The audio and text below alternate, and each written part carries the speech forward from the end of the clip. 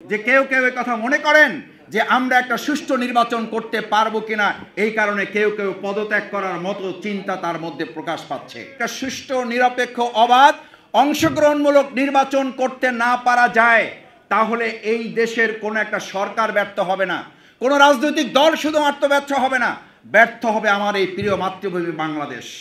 জনগণের সরকার হবে, জনগণ যাদেরকে সমর্থন দিবে, জনগণ যাদেরকে মত দিবে, জনগণ যাদের পক্ষ নিবে। আপনারা সাক্ষী আছেন, আপনারা ভোটের কাজ করেন, আপনারা সুষ্ঠু একটা পরিবেশ নির্ধারণের জন্য কাজ করেন।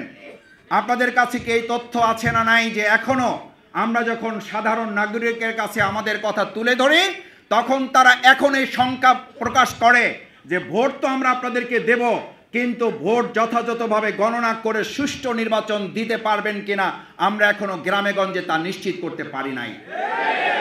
কারণ না পারার পিছনে দুটো গুরুত্বপূর্ণ ভূমিকা আমাদের কাছে প্রতীয়মান হয়েছে।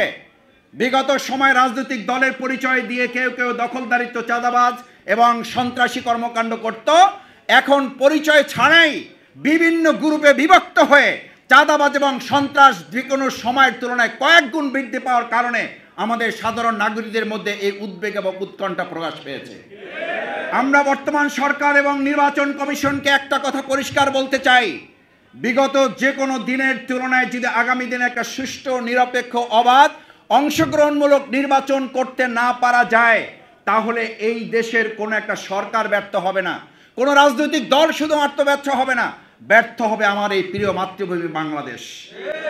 সুতরাং আমরা যারা এখানে উপস্থিত আছি, পটুয়াখালীস্থ ঢাকার বাসী, আমরা কি আমাদের বাংলাদেশকে ব্যর্থ হতে দিতে চাই?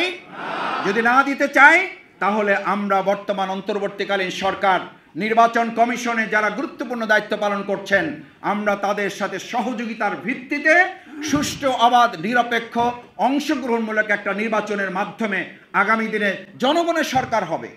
জনগণ যাদেরকে সমর্থন দিবে, জনগণ যাদেরকে মত দিবে, জনগণ যাদের পক্ষ নিবে, তারা যেন সুষ্ঠুভাবে, স্বাধীনভাবে, দুশ্চিন্তা, উদ্বেগ, উৎকণ্ঠা মুক্তভাবে তারা তাদের সমর্থন ব্যক্ত করতে পারে, সেটার পরিবেশ তৈরি করতে হবে। আমরা লক্ষ্য করছি, পত্রপত্রিকা আমরা দেখছি, আমরা আশ্চর্য এবং বিস্মিত হচ্ছি। আমরা আজকে উদ্বেগের কথা এই কারণে জানাচ্ছি যে আজকে আমরা লক্ষ্য করছি যে কেউ কেউ এই কথা মনে করেন যে আমরা একটা সুষ্ঠু নির্বাচন করতে পারবো কিনা, এই কারণে কেউ কেউ পদত্যাগ করার মতো চিন্তা তার মধ্যে প্রকাশ পাচ্ছে। এই উদ্বেগ, উৎকণ্ঠার জন্য শুধু প্রশাসন নয়, রাজনৈতিক দলের সহযোগিতাও তার জন্য দায়ী বলে আমরা মনে করি। রাজনৈতিক দলগুলো যথাযথভাবে যদি এই বর্তমান সরকার নির্বাচন কমিশনকে সহযোগিতা করতে ব্যর্থ হয়, তাহলে ব্যর্থতার দায় শুধু প্রশাসন এবং নির্বাচন কমিশন নয়, রাজনৈতিক দল হিসাবে আমাদেরকে ব্যর্থতার দায় গ্রহণ করতে হবে। সেই জন্য আমি আশা করব রাজনৈতিক দলগুলো ঐক্যবদ্ধভাবে জনগণকে সাথে নিয়ে আগামী দিনে একটা সুষ্ঠু, সুন্দর, অবাধ এবং নিরপেক্ষ, অংশগ্রহণমূলক নির্বাচন উপহার দেওয়ার জন্য আমাদের পটুয়াখালীবাসী আজকে এখানে যারা একত্রিত হয়েছেন, আমরা ভূমিকা পালন করব ইনশাআল্লাহ।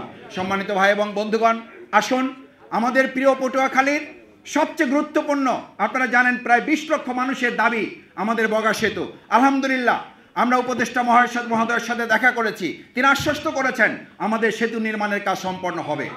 আমরা তাকে কথা অনুরোধ করেছি, আমাদের সেতু ফার্স্ট প্রায়োরিটি, সেকেন্ড প্রায়োরিটি আমার কাছে জানতে চেয়েছেন। উনি বলেছেন সেকেন্ড প্রায়োরিটি কি? আমি বলেছি আমার সেকেন্ড এবং ফার্স্ট না, আমার সবগুলোই গুরুত্বপূর্ণ।